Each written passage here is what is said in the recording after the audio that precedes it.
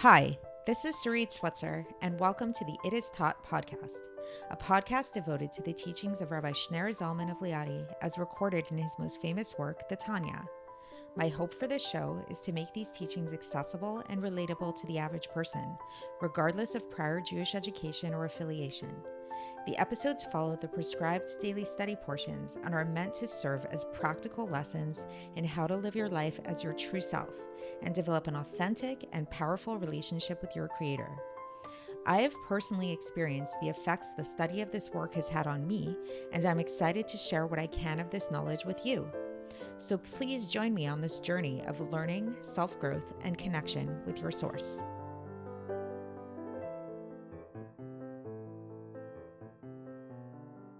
Hi, and welcome to the It Is Taught podcast. This is episode 233 for the 14th of Tammuz in a leap year. So how long do you think it takes to establish a new habit or to break an old habit? So this is something which many people talk about, right? I don't know if you've ever tried to take on a new habit or to try to break a bad habit of some kind. And so while there's no solid scientific evidence for any of this to give a really strong and definitive answer, I don't know if there have been any studies in this regard. Maybe different habits are different and stuff like that. There is something that keeps coming up in a lot of literature, a lot of kind of informal books about habits, habit creation and formation that keeps coming up. And that's the number 3. So some people talk about it in terms of 3 days. Some people say it takes 3 months. I suppose it depends on how deeply ingrained the habit is or how involved the habit is. But there's something about the number 3 that really makes something into not just an activity, but a pattern. So for example, let's say if you want to take on a habit of working out, of exercising every day. So let's say you sign up for a gym membership and you go to the gym. It's your first day at the gym. So it's probably going to be really exciting, right? You're super pumped. You're really, really motivated and all that. And you go to the gym and it's this really fun experience, hopefully, and it's really good. You go home. Day 2, you wake up. You may or may not be excited to go to the gym, but you force yourself to go. Okay, great. You force yourself to go. It's really not what you usually do. You usually take a long time eating breakfast in the morning or something like that. And instead, you force yourself to get to the gym and it's starting to feel a little familiar. It's your second day there. It's not as novel anymore. By the 3rd day, when you go to the gym, it starts to become a pattern. It's no longer this totally new thing. You start to look at the gym, everything seems familiar. You start to feel like the type of person who goes to the gym. And we can think about this in terms of stopping negative behavior as well. So let's say you want to stop eating after 7 p.m. Let's say you want to take on going to sleep on a little bit of an empty stomach, to not be so full, to be a night eater. So let's say you do this the first night. It might be really difficult. It might be really unusual for you because you usually snack late at night and that kind of thing. And then you stop doing that and it might be really hard. But then the second day, you do it again, you force yourself and it might be difficult, but maybe it gets a little bit easier. Again, by day 3, it starts to become a pattern. It doesn't mean that you may never fall or fail again, but this is the beginning of the formation of a pattern. There's again that idea of the 3 months. I don't know. You can try that yourselves and see if that really makes sense. That after 3 months, that's when the habit really becomes ingrained. That's when it really sticks with it and becomes a part of you. So it's interesting that this number 3 keeps coming up in the literature around habit formation, especially in light of what we're going to be learning about today in the Tanya, which supports this idea that there's something about this number 3. There's something about doing something 3 times that really makes it a part of who you are. So since the topic here is tshuva, so we're talking here about the idea of returning to God after making mistakes, after going against God's will. So this is, the Tanya discusses here the idea of, unfortunately, when somebody makes a mistake, when somebody sins, when somebody goes against the will of God, and how when a person does this once, then okay, that's not a great thing, right? But okay, they can kind of dismiss it as maybe a blip it's not really who they are. It's oh shoot, I made a mistake. You do it twice, okay, also not so great. Once you do something 3 times, then it starts to become a pattern. Then it's okay, this is kind of I'm starting to become defined by this thing that I've been doing. And so the good news with us, is what we'll learn today, is that just as it takes 3 times for something to become a part of who you are, to do a certain action, and it becomes a part of your definition of yourself, you can use this power of 3 in order to have this thing no longer be the definition of who you are. So like if you don't go to the gym for 3 times in a row, that kind of means that you're not the type of person. That kind of means like if somebody says to you, like, what gym do you go to? And you're like, oh, I go to Crunch Gym or whatever. It's like if you miss 3 days in a row, you can't really call yourself the type of person who works out at the gym. But if you go for 3 days in a row, then you can confidently tell people that you are a gym goer. You are a fitness person. You work out, right? So same thing here.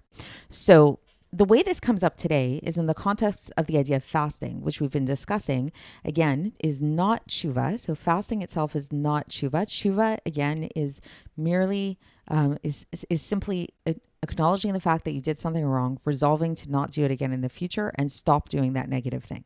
That's what it is. But fasting, as we spoke about yesterday, can be a nice accessory to tshuva in the sense that it's sort of like a gift that we're giving to God as a form of appeasement to restore ourselves into his good graces. So what we began discussing yesterday is that the sages actually discussed they actually made a whole system of fasts and discussed how many fasts are good and are appropriate for different sins. So if somebody commits a certain type of sin, then there's a prescription for how many fasts they should do in order to restore their good graces to God. Again, it's not in order to fix the blemish in their soul, because that's what Tshuva accomplishes, but this is in order to restore themselves into the good graces of God. So where this leads us into a whole discussion of, okay, so it starts to become a little bit out of hands. Like, let's say if a person does a certain sin, and some of the prescribed number of fasts for some of these sins is pretty high. We're going to learn about a certain sin today that the prescribed number of fasts for it is 84. So if you have 84 fasts every time you do that sin, what if you, God forbid, commit this sin multiple times? Then you're going to be fasting your whole life, right? So the good news with that is that according to the Arizal, the maximum number of per times that you need to do these prescribed fasts is 3, because and this goes back to that power of 3, just like the power of 3, it takes 3 times to do something, whether let's say in this case we're talking about sins, in order to have that thing be ingrained. So too, it takes 3 rounds, 3 repetitions of the fasting in order to obliterate that effect that the sin had. So let's get into the text and see how the Alter Rebbe explains this. So for context, we are in the beginning of chapter 3 of Iggeres HaTeshuva, and the Alter Rebbe begins by talking about the sages of the Musar. So the Musar sages who lived after the Arizal, and he talks about how they were divided in their opinions about somebody who repeated a sin many times, like how many fasts should they do. So some of them said that there's a prescribed number of fasts that a person should do if they engage in a certain sin. So every time that person sins, then they need to engage in those certain number of fasts. For example, so here the Alter Rebbe gives an example of the emission of wasting seed. So like when a man wastes seed. So what is the prescribed number of fasts for this? So the prescribed number of fasts for this, according to the Tikkunei Tshuva of the Arizal, is 84 fasts. So if a person does this, engages in the sin many times, so let's say if a person does this 10 times, 20 times, whatever it is, for example, then according to this understanding, then they would need to fast 10 or 20 times 84. That's a lot of fasts, right? It's like 840 fasts or 1,680 fasts. Like, again, you'd be fasting your whole life. It's a lot, right? And so, and the reasoning behind this is that this is comparable to the Chatat offering. So the Chatat offering was a type of offering. This was a korban that was brought, a sacrifice that was brought for every instance in which a person violated a negative commandment, so every time a person would violate a negative commandment, and this would be like when they accidentally violated a negative commandment, then they would have to bring a korban. So this korban chatat. So this was for every single time. So this was the reasoning behind the idea that every time a person, God forbid, commits a certain sin, they have to fast those prescribed number of times. So 10 times, 20 times, whatever it is, right? And however, the flip side, there's another opinion that says that no, it's not like a korban chatas, it's actually like a korban ola. What was a korban ola? A korban ola was brought for when a person would neglect to do a mitzvah aseh, a positive commandment.